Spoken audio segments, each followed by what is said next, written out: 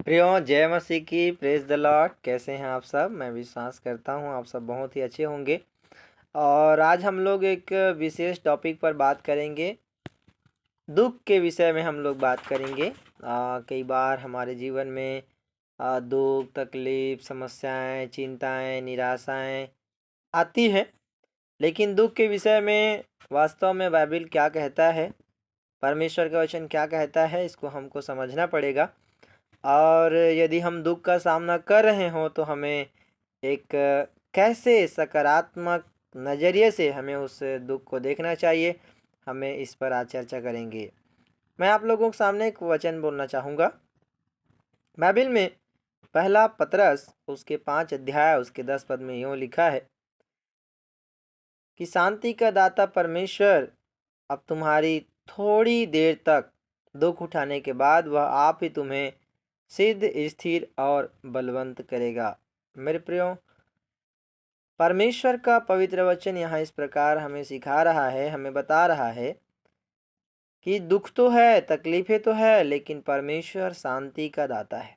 दुख में परमेश्वर शांति देता है और वो कष्ट में हमारे आंसुओं को पोंछता है। और साथ ही साथ परमेश्वर आपको और हमको शांति प्रदान करता है। और दुख कब तक रहेगा, वहाँ उस बात को क्लियर करता है कि तुम्हारी थोड़ी देर तक दुख उठाने के बाद। मेरे प्रियो, जो दुख आता है हमारे ज़िंदगी में वो थोड़ी देर के लिए होता है, थोड़े समय के लिए वो दुख हमारे जीवन में आता है, तकलीफ़ों में आता है।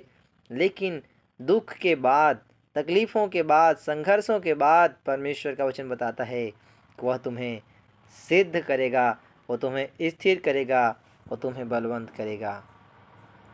प्रियो, जब हम दुख के से होकर गुजरते हैं, दुख के उस प्रोसेस से होकर गुजरते हैं, आप और हम सिद्ध होते हैं, बलवंत होते हैं और स्थिर होते हैं। मेरे प्रियो, दुख का आना हमारे जीवन में एक दुखद अनुभव की तरह नहीं, लेकिन एक सुखद अनुभव की तरह हम उसको सकारात्मक नज़रिया से लें।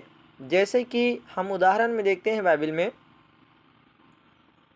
दानियल के जीवन में दुख आया, उसको सिंहों के मान में डाल देने की घोषणा राजा के द्वारा किया गया, लेकिन वो उस दुख को सहने के लिए तैयार होता है। और हम इस बात को देखते हैं कि दानियल सिंहों के मान से भी जब जीवित बचा लिया जाता है, राजा का मन बदल जाता है और वहाँ उस राज्य में परमेश्वर की महिमा होता है। मेरे प्रियो, ऐसे ही जब हमारे भी जीवन में दुख आता है, तकलीफ आता है, जब हमें दुखों से होकर गुजरना पड़ता है, हम ये ना सोचें कि कई बार हम कहते हैं कि ये दुख मेरी ज़िंदगी में क्यों आया, मैं अच्छा था, मैं भला था, कितना अच्छा मेरा जीवन चल रहा था, कितना अच्छा मेरा परिवार चल रहा था, लेकिन इस दुख ने मेरे जीवन को तबाह कर दिया, मेरे जीवन को बर्बाद कर दिया। नहीं मेरे प्रियो, हमें ऐसा नहीं सोचना है, बल्कि हमें ऐसा सोचना है कि जैसे दानियल के जीवन में दुख आया, लेकिन वो उस नगर के लिए आशीष का कारण रहा। आप विश्वास करें, आपके जीवन में अगर आप दुख में हैं, तकलीफ में हैं, आपके दुख आपके परिवार के लिए, आपके नगर क्षेत्र के लिए बड़ी आशीष का कारण है। मेरे प्रियो, भजनकार दाऊद अपने भजन में कहता है कि जो मेरे जीवन में दुख हुआ वो मेरे भले के लिए हुआ, ताकि मैं तेरे विधियों को सीख सकूं। देखो, सकारात्मक नज़रिए से भजनकार कहता है कि जो मेरे जीवन में दुख हुआ, तकलीफ हुआ, वो मेरे भलाई के लिए हुआ, कि मैं तेरे विधियों को, तेरी व्यवस्थाओं को मैं सीख सकूं।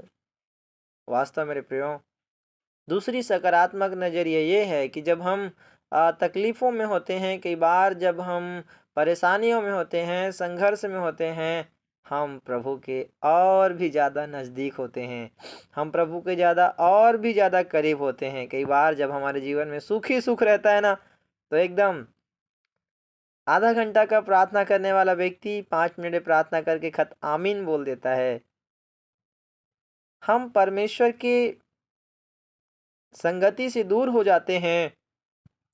लेकिन ये जो दुख है, ये जो तकलीफ़ें हैं, ये हमें परमेश्वर की और करीब ले जाता है।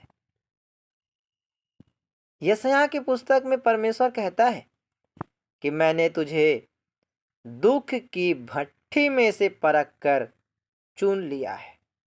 मेरे प्रियो, जब हम दुख की भट्ठी में से होकर गुजरते हैं, परमेश्वर हमें परखता है, परमेश्वर हमें जांचता है कि वास्तव में हम अच्छे रहते हैं तभी हे प्रभु कहते हैं, या फिर हम दुख में भी परमेश्वर को पुकारते हैं, दुख में भी हम परमेश्वर के लिए विश्वास योग्य रहते हैं या नहीं रहते हैं। परमेश्वर दुख के भट्ठी में से हमको क्या करता है, वो परखता है, और परख कर खुदा हमें चुनता है। मेरे प्रियो, तो खुदा परखता है। जब हमारे जीवन में दुख आता है, आप ये समझें कि मैं खुदा मुझे परख रहा है। और आप जानते हैं, सोना को जब तराशा जाता है, उसको और भी निखारा जाता है, तभी वो एक अच्छे उसका हम गहना बन पाता है।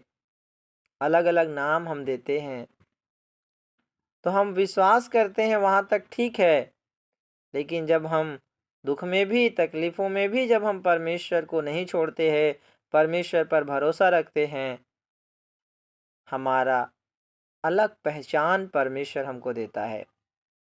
अय्यूब के जीवन से देखें, अय्यूब के जीवन में भी दुख आया, उसके बाल बच्चे मारे गए, उसके भेड़ बकरियां सारे मारे गए, तो भी अय्यूब बोलता है परमेश्वर ने दिया, परमेश्वर ने लिया।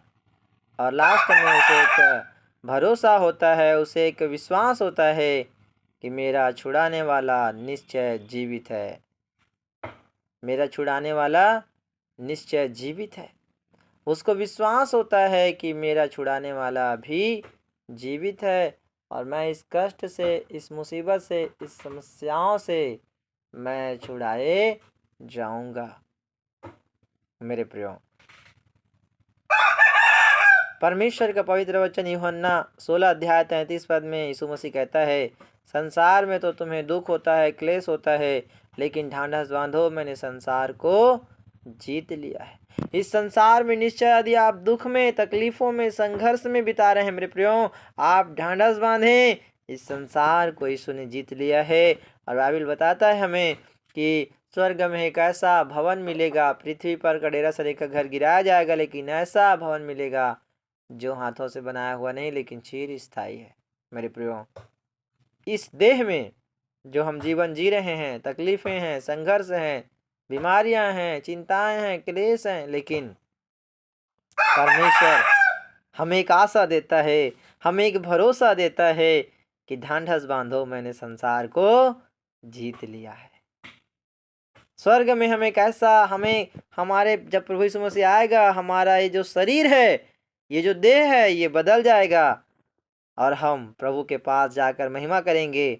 और उस शरीर में ना तो क्लेश होगा, ना संकट होगा, ना दुख होगी, ना बीमारियां होंगी, लेकिन उस शरीर में हम आनंद ही आनंद रहेंगे। प्रियो,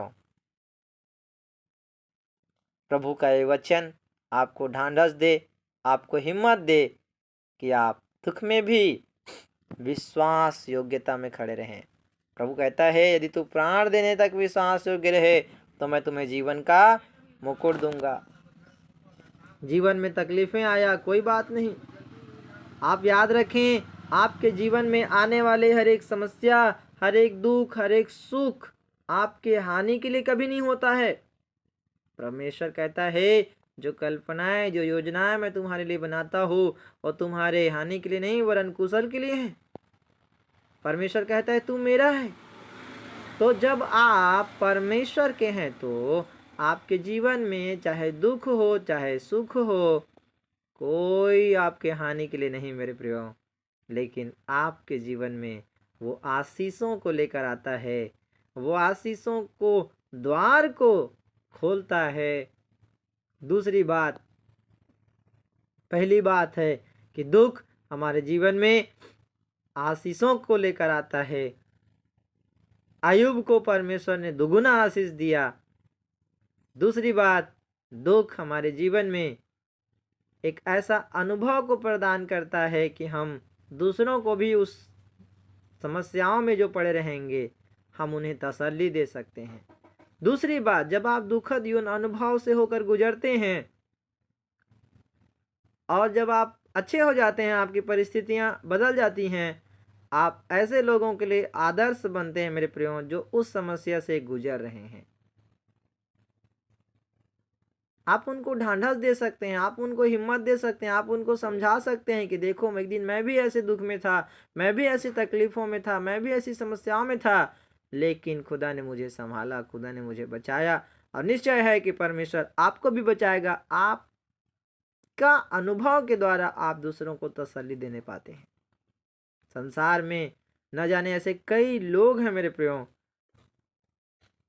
जो आपके समान दुख में तकलीफों में जीवन जी रहे होंगे। आप उनके लिए एक आदर्श हैं जो अभी समस्याओं में हैं। तीसरी बात, जो दुख होता है वो हमारे क्षेत्र के लिए, हमारे नगर के लिए भी एक बड़ी गवाही का कारण होता है। जब आप तकलीफों में विजय पाते हैं, आप परमेश्वर के नाम की गवाही देते हैं कि मैं तकलीफों में था, संघर्ष में था, खुदा ने मुझे जीवन दिया, छुटकारा दिया, चंगा किया। और यही गवाही लोगों के लिए एक मन फिराव का कारण होता है। लोग सोचते हैं कि जो खुदा इनको चंगा कर सकता है वो मुझे भी चंगा कर सकता है, जो इनको छुड़ा सकता है मुझे भी छुड़ा सकता है। आपकी गवाहियों के द्वारा लोग प्रभु को क्या करते हैं, जानते हैं। मेरे प्रियो, दुख को हम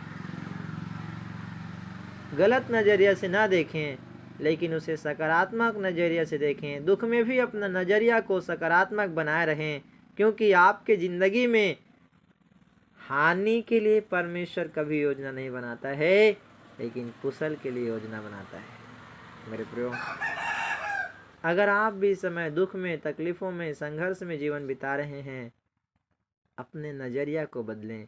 जो आपकी ज़िंदगी में दुख आया है, तकलीफ़ आया है, खुदा अपना वचन की तरह बोलता है, तुम्हारी थोड़ी देर तक दुख उठाने के बाद तुम्हें सिद्ध करेगा, स्थिर करेगा, बलवंत करेगा। परमेश्वर आपको बलवंत करने वाला है, परमेश्वर आपको स्थिर करने वाला है, परमेश्वर आपको सिद्ध करने वाला है।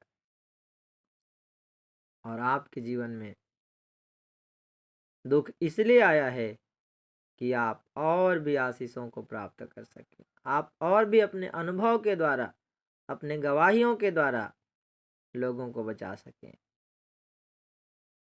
इस वचन के द्वारा परमेश्वर पिता आप सबको बहुत ऐसे आशीष देवे। आइए अपने आंखों को बंद करें, सर झुकाएं, हम प्रार्थना करेंगे।